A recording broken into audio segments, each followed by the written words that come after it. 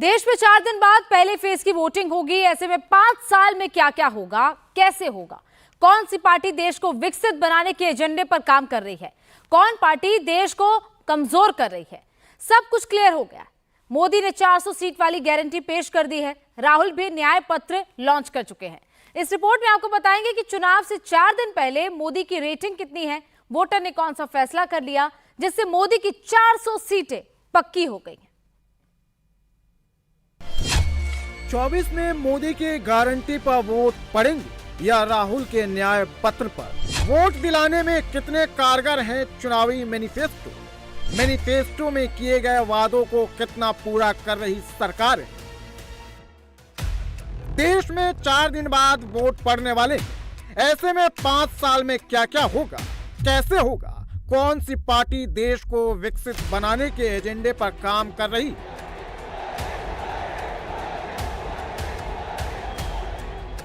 कौन पार्टी देश को कमजोर कर रही? सब कुछ क्लियर हो गया।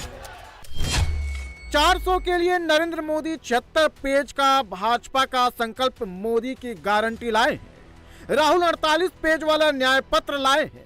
अखिलेश यादव 20 पेज वाला जनता का मांग पत्र लाए हैं। तेजस्वी 24 वचन वाला परिवर्तन पत्र लाए हैं। बीजेपी का घोषणा पत्र मोदी की गारंटी से जोड़ा गया है, यानी इसमें वही वादे किए गए हैं जो पूरे किए जा सके। कोई लोक लुभावन और फरमाइशी बात नहीं की गई है। मोदी की गारंटी है कि मुफ्त राशन की योजना आने वाले 5 साल तक जारी रहेगी। हम ये सुनिश्चित करेंगे कि गरीब के भोजन की थाली पोषण युक्त हो और उसके मन को संतोष देने वाली हो और एफोर्डेबल ही और सस्ती भी हो, यानी पेट भी भरे, मन भी भरे और जेब भी भरा रहे।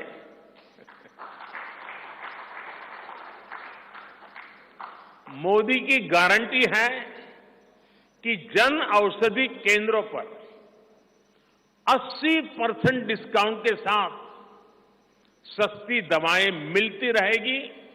इतना ही नहीं, इन दवाइयों के जन औषधि के केंद्रों का हम विस्तार भी करेंगे। मोदी की गारंटी है कि आयुष्मान भारत के तहत 5 लाख रुपए तक का मुफ्त इलाज मिलता रहेगा। बीजेपी और कांग्रेस के बीच मैनिफेस्टो में किए गए वादों को लेकर कितना फर्क आप इन आंकड़ों से समझ सकते हैं। यूपीए 1 में कांग्रेस सरकार ने अपने मैनिफेस्टो में किए गए वादे में सिर्फ 40% ही पूरे किए, यानी 54% से ज्यादा वादे अधूरे रहे। यूपीए 2 में कांग्रेस सरकार ने 64% वादे पूरे किए, लेकिन 36% अधूरे ही रहे। जबकि एनडीए 1 में बीजेपी ने 71% वादे पूरे किए, सिर्फ 29% अधूरे रहे। बीजेपी के मैनिफेस्टो को मोदी की गारंटी नाम दिए जाने की वजह भी खास। मोदी के नाम से बीजेपी का ग्राफ लगातार बढ़ रहा है।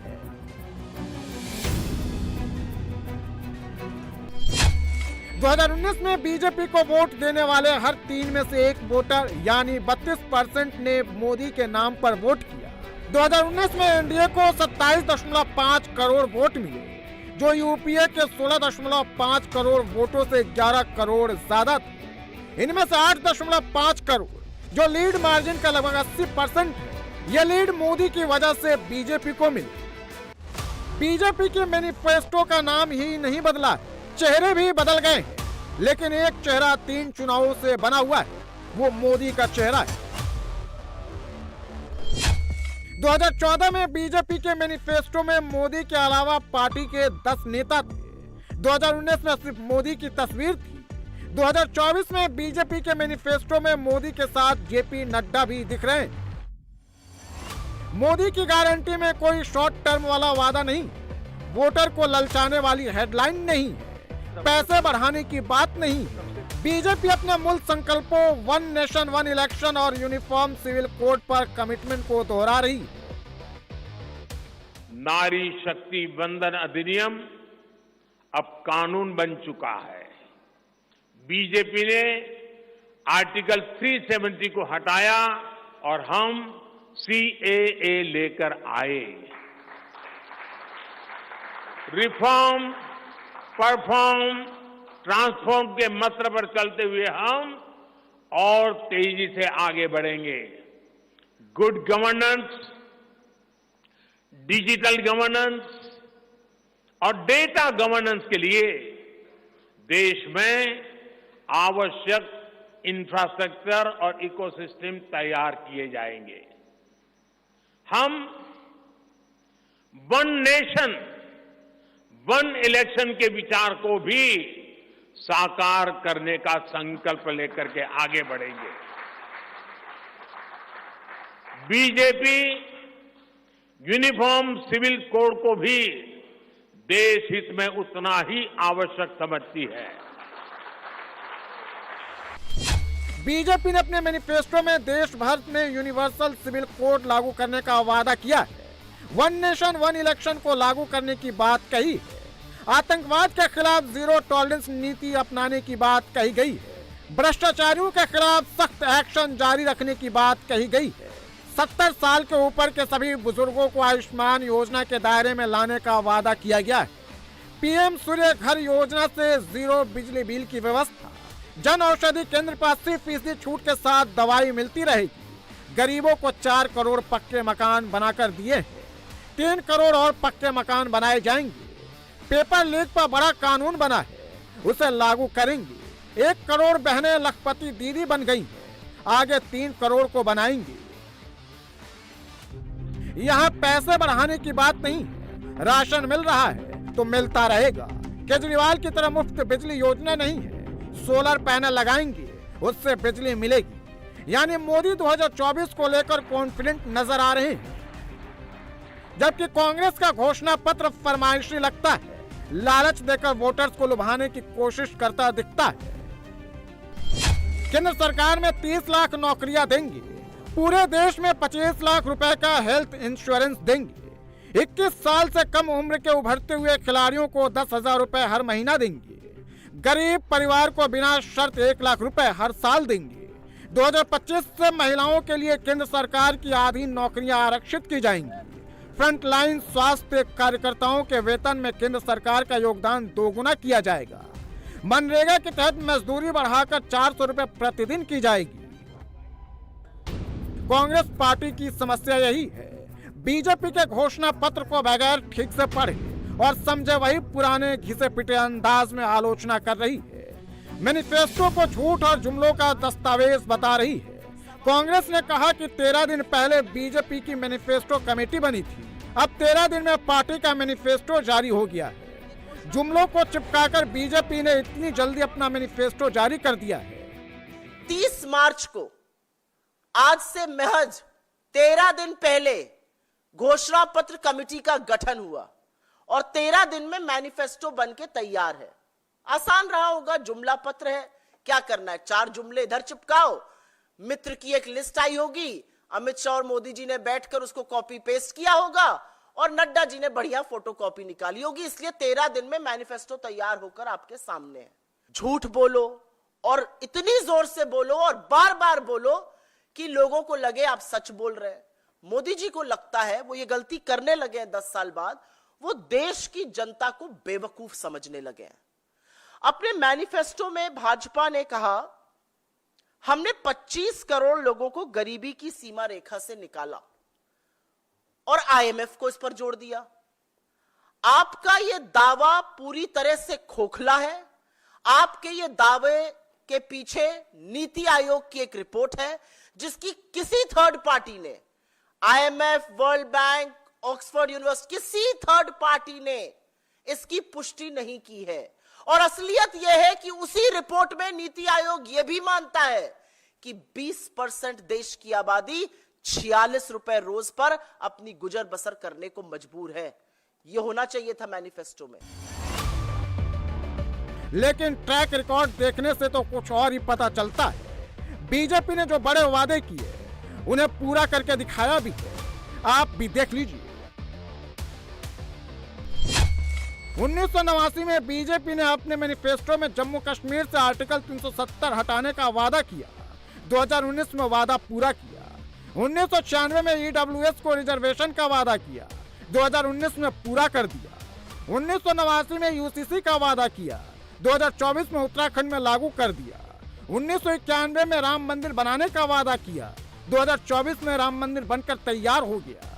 2019 में सीए का वादा किया, 2024 में पूरा कर दिया। कांग्रेस का मैनिफेस्टो राहुल के प्रधानमंत्री बनाने की आतुरता को दिखाता है। बीजेपी का मैनिफेस्टो मोदी के विकसित भारत बनने के सपने को दिखाता है। भाजपा सरकार ने गरीबों को 4 करोड़ पक्के घर बनाकर दिए हैं। अब जो अतिरिक्त जानकारियां राज्य सरकारों से मिल रही हैं, क्योंकि परिवारों के विस्तार होते हैं, एक घर से 2 घर बन जाते हैं और खुद नया घर बनाने की शक्यता संभावना नहीं होती है, तो उन परिवारों की भी चिंता करते हुए हम 3 करोड़ और घर बनाने का संकल्प लेकर के आगे बढ़ेंगे।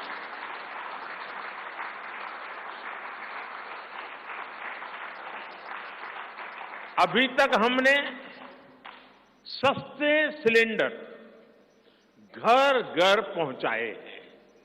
अब हम पाइप से सस्ती रसोई गैस घर घर पहुंचाने के लिए तेजी से काम करेंगे। हमने करोड़ों गरीब परिवारों को मुफ्त बिजली कनेक्शन दिए। अब हम करोड़ों परिवारों का बिजली बिल 0 करने और बिजली से कमाई के अवसर पैदा करने की दिशा में काम करेंगे। बीजेपी जहां भारत को तीसरी सबसे बड़ी अर्थव्यवस्था बनाने की बात करती है, तो कांग्रेस 10 साल में जीडीपी डबल करने का वादा कर रही है। बीजेपी भारत के हितों को आगे बढ़ाने और डिप्लोमेट्स के नेटवर्क के विस्तार की बात कर रही है। कांग्रेस 75 साल पहले वाली नेहरू की फॉरेन पॉलिसी को आगे बढ़ाने की बात कर रही है। बीजेपी भ्रष्टाचार के खिलाफ सख्त एक्शन जारी रखने की बात कर रही है। कांग्रेस सिर्फ इलेक्टोरल बॉन्ड स्कैम की जांच कराने की बात कर रही है। बीजेपी ने पेपर लीक के लिए नया कानून लागू करने की बात कही है। कांग्रेस सिर्फ तेज सुनवाई के लिए फास्ट ट्रैक कोर्ट बनाने की बात कर रही है। यही नहीं, बीजेपी के पिछले 3 मैनिफेस्टो से मोदी के विजन का पता भी चलता है, यानी आखिर मोदी देश को किस दिशा में लेकर जाना चाहते हैं। ये शब्द हैं भ्रष्टाचार, आतंकवाद, इंफ्रास्ट्रक्चर, विकास, अर्थव्यवस्था, संविधान, राम मंदिर, महंगाई, अल्पसंख्यक, शिक्षा, रोजगार और नरेंद्र मोदी। बीजेपी का संकल्प पत्र पीएम मोदी के ज्ञान वाले मंत्र पर फोकस है। इस संकल्प पत्र में गरीब, युवा, अन्नदाता और नारी के विकास का पूरा ध्यान रखा गया है। ज्ञान 2014 में बीजेपी ने 90 बार इस शब्द का प्रयोग किया, 2019 में 132 बार और 2024 में 116 बार। रोजगार 2014 में बीजेपी के मैनिफेस्टो में 27 बार जिक्र हुआ, 2019 में 3 बार और 2024 में 30 बार। इंफ्रास्ट्रक्चर 2014 में 31 बार जिक्र हुआ, 2019 में 38 बार और 2024 में 59 बार इसका जिक्र हुआ। नरेंद्र मोदी 2014 में इस शब्द का 3 बार जिक्र हुआ, 2019 में 32 बार और 2024 में 65 बार जिक्र हुआ है।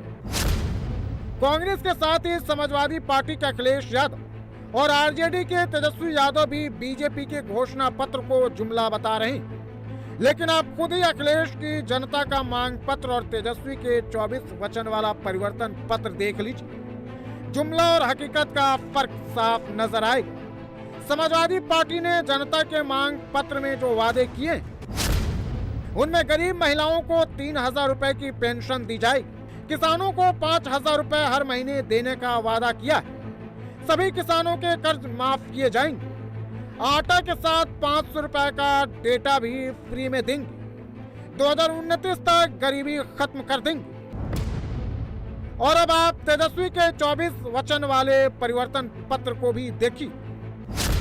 इसमें केंद्र में 1 करोड़ सरकारी नौकरियां देने का वादा किया है। गरीब परिवार की महिलाओं को हर साल 1 लाख रुपए देंगे। पुरानी पेंशन योजना को लागू किया जाएगा। 200 यूनिट फ्री बिजली मिलेगी। बिहार को 1,60,000 करोड़ का विशेष पैकेज दिलाएंगे। मोदी का घोषणा पत्र देखकर लगता है मोदी को यकीन है वो 2024 में भी आएंगे। साथ ही वादा वही करो जो देश हित में हो, जनता के लिए हो और जिसे पूरा किया जा सके। उनके घोषणा पत्र में एक से बढ़कर एक खतरनाक वादे हैं। अब देखिए, उनका एक साथी का घोषणा पत्र कहता है कि देश को आर्थिक रूप से दिवालिया बनाने वाला घोषणा पत्र उनका है। एक लाइन ऐसी है। एक उनके साथी का घोषणा पत्र कहता है कि भारत से परमाणु हथियार खत्म कर देंगे। बताइए भैया, कोई देश ऐसा सोचेगा क्या? परमाणु हथियार आज के युग में भारत को जरूरी है कि नहीं है? भारत की ताकत के लिए, भारत की रक्षा के लिए परमाणु हथियार होना चाहिए कि नहीं होना चाहिए हमारे पास? जब दुश्मनों के पास इतनी ताकत हो और हम ये कह रहे हैं कि हम परमाणु हथियार नष्ट कर देंगे, ये किसकी भलाई के लिए बोल रहे हो भाई? ऐसा वादा कर रहे हैं लोग, क्या वो देश की रक्षा कर सकते हैं? जैसी घातक इनकी सोच है, वैसा ही घातक उनका घोषणा पत्र है। कांग्रेस के गठबंधन वाले इंडिया अलायंस की सोच है किसी भी तरह से सत्ता में आना। यही सोच इंडिया अलायंस के हर एक पार्टी की है। मोदी के खिलाफ सब साथ खड़े तो हो गए, हाथ तो उठा लिए, लेकिन एक साथ एक घोषणा पत्र नहीं लिख सके। कांग्रेस से लेकर लेफ्ट तक का